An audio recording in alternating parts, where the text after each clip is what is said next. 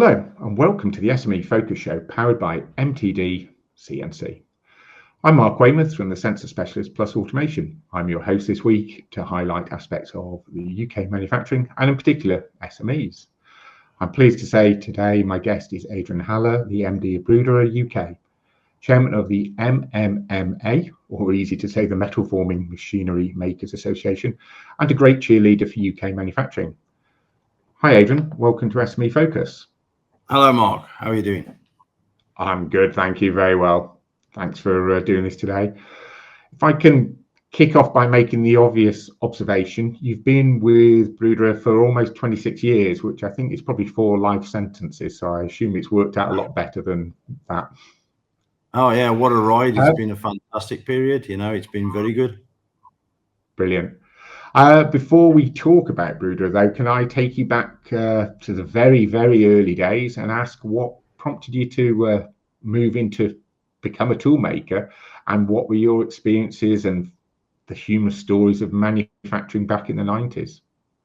Well, it all really started with my father giving me a battery and a bulb and an electric motor. And I then went on to technical Lego and stuff like that, and was very interested in doing things with my hands and taking things apart and then trying not to put them back together. It came to a point where I was very good at school in the craft and technology areas. And my dad said to me, maybe you should consider going to be a tool maker. And I went to, my first company was Clamerson's, and I went to Clamerson's to have an interview. And Roy Shepherd was the managing director at that time, and I showed him all my courses that I'd done, and then the rest is history basically. He showed me around this factory, loads of machines and this, that and the other, and my apprentice started as a tool maker from there. Excellent. In terms of parents inspiring their youngsters and continuation, I know your son is an apprentice tool maker now as well, so you really must have thought it was a good career. Well, it's a point of when you're a tool maker, you learn so many technical experiences. You learn about precision, you learn about organization. And, if you apply that same logic through the rest of your life, I do feel it's a good grounding for you. And with my son, is the same situation. He works with me on cars, motorbikes and what have you. And he's got an empathy for mechanical and electrical engineering. And that much so that he's, rebuilt his motorbikes himself. And I said, precision and tool making is something that will hold you in good stead for the rest of your life. It'll allow you to do any amount of DIY work, because if you apply the same ethos that a tool maker's got, then it will set you in good stead for the rest of your career, wherever that may lead you. Yeah, I'm very keen on engineering and DIY. I think I can turn my hand to anything, but I live next door to a tool maker, and I do bow my head to you because you're very good at what you do, and a higher level than my aspirations. I think sometimes it's a devil's tool, because everything that you do, you scrutinize, and people look at, such as putting a TV up or a shelf or whatever you will look at it with your tool maker's eye, and you will criticize whatever's up there. If it's not been done correctly, you'll say that's about 2 mil out, that is, and everybody's going, I can't see anything wrong. And put a spirit level on, then you can see it's out. But that is a good thing, because it tries to make everything correct. Well, you've certainly been the MD of Bruderer UK for a long time, and you're a very successful business, so it pays off, as you say, also in transferable skills. So that's Absolutely. Good to see. Can you tell us about your 18 years at Bruderer, how you got in, how you've developed, and really what you think is of merit to talk to the SME audience about? Yeah, so as you said, 26 years ago, 1998, I think it was, something like that. I left my company at the time as projects engineer, and then I went into Bruderer to be technical sales engineer. And what a world that was. I mean, I wasn't used to emails, writing letters or anything. But what I did know was about the machines and also the tools that went in the machines, and applied that knowledge along the career path. Saw lots of different installations, different sectors across the whole range. And I was around about 2007, I was approached to be managing director of Bruderer, at which point, as you well know, around that area was all in recession, and things were not going good for whatever reasons. The old director was time for him to hang up his coat, and so I was put in there as the MD and pushed it forward. There's lots of work to do, to get down to the nitty gritty, and then reverse the challenges that have been put against us regarding, second-hand machine tools, and also the new business, and also anything that could go with the press, such as decoiling, servo feeders, and indeed the tooling. And that's what I brought the ethos up of the Bruderer UK company, for being a full turnkey solution for anybody that is within the sectors of pressings or high precision manufacturing. And that's where it's led us to the present day, which is in our sunny new build in Telford. Okay. So it's fairly recently you moved the business from Luton to Telford. Can you tell us why you did that, and also maybe what you learned from the move? So 57 years we'd been in Luton, and the real truth of the matter is most of the engineers, or the main key bodies of Bruderer, were Midland based. And we was travelling up and down the motorway every day, expensive fuel costs, and it just was not efficient.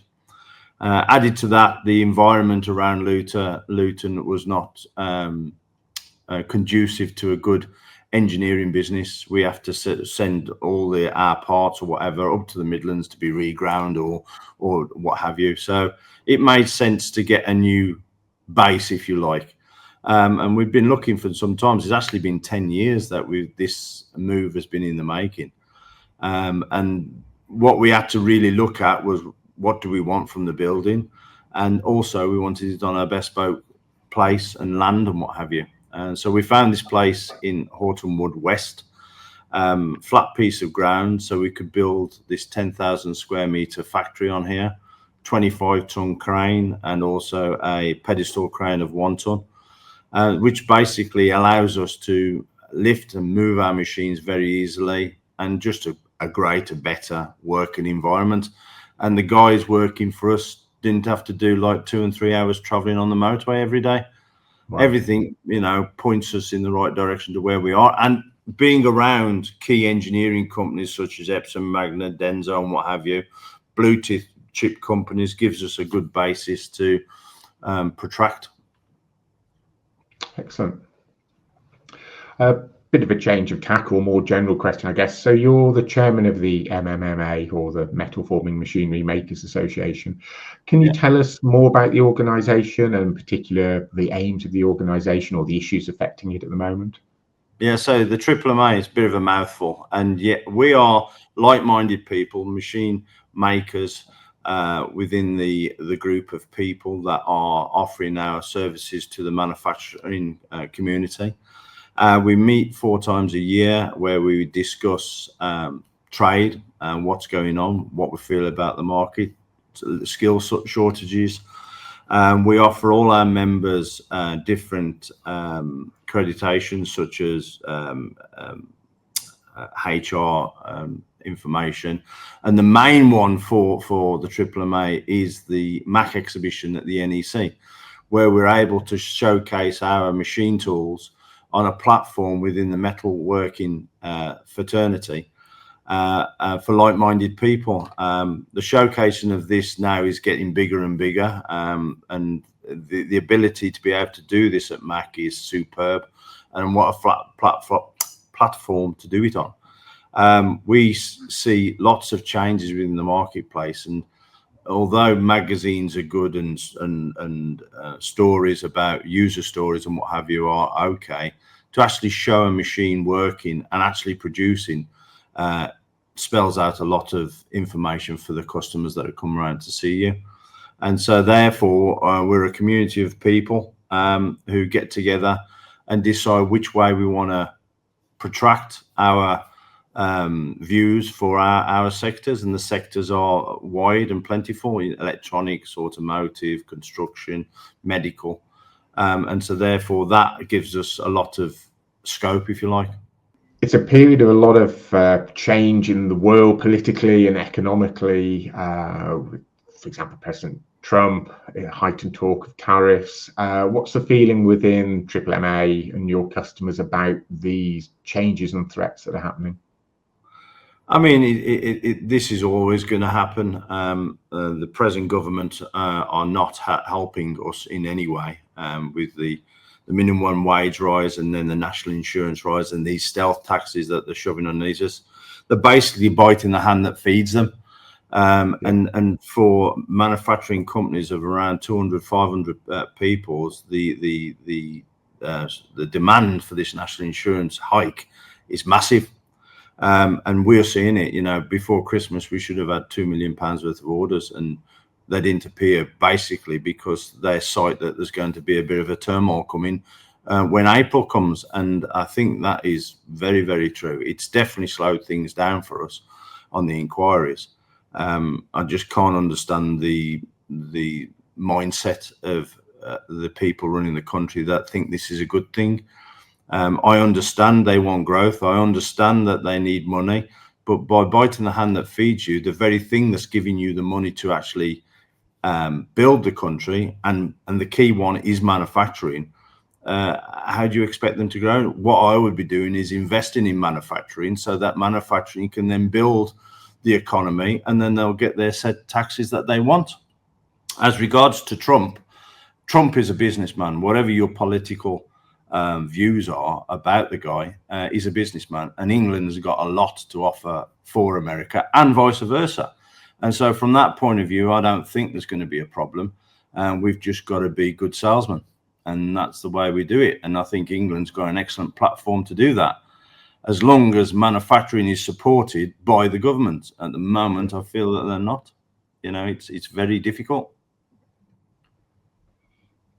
Yeah, I've often said one of the biggest challenges the UK faces is we've got a vast number of SMEs. They all tend to be S rather than M, and this national insurance is really punishing the ones that are tending more towards the M, and the ones we desperately need to grow and encourage. So, yeah, a challenge. But it's just giving no growth to anybody. You know, the old adage in life is you go to work, you earn your money, and you buy your toys, houses, cars, whatever. All that grows the economy. Once you stem that and stop people spending and try and take more money off them, you give them no focus, you give them no looking for the future.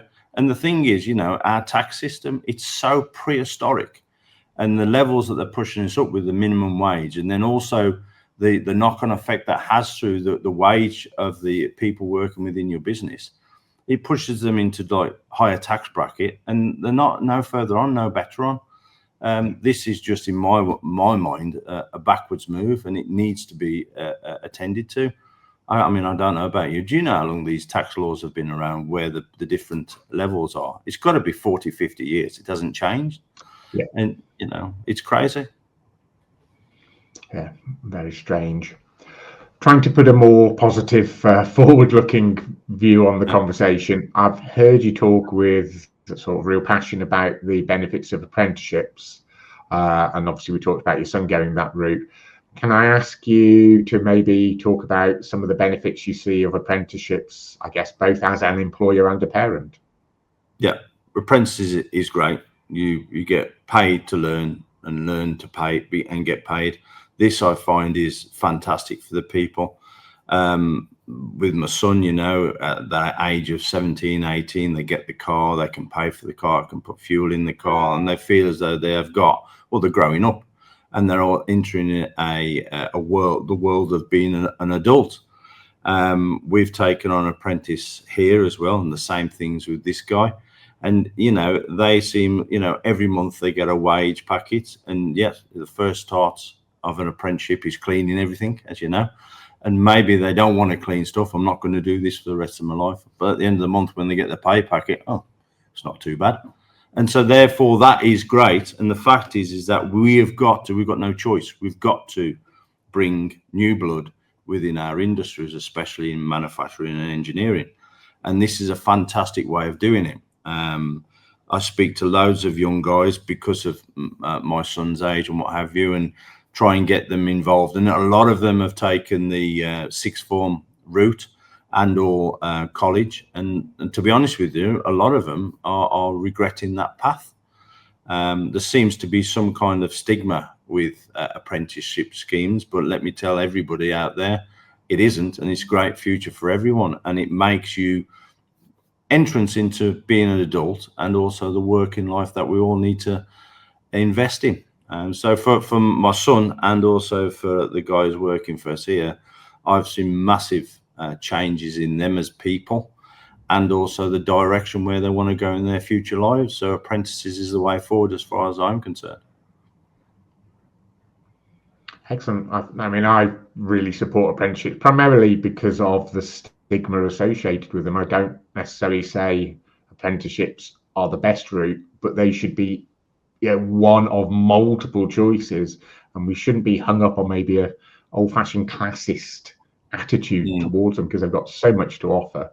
Yes. And it does frustrate me at times that the parents, as I say, maybe have an old-fashioned view and don't encourage their kids through to have that alternative route in where they get paid and they're much more hands-on, and I think will enjoy what they're doing quicker than doing a couple more years of academia and being bored before manufacturing comes along. Yeah, and I think also it's the interaction with different age groups within apprentice schemes. They see all walks of life and in different grades of education of life, and they can actually see first keeping where people are going and what they've achieved. I started off as a tool maker. Now I'm a managing director of the world's best pressing company, and I'm extremely proud of that. And that's where everybody can align their sights on. It's all possible. It's down to hard work and listening and learning, and then taking focus and pushing forward. It doesn't happen in one day, and it doesn't happen in 5 years. It happens in 20, 30 years, but you get somewhere. I think that positive outlook for the youth is great. We just need the government to support us. Get that one in there. Yeah.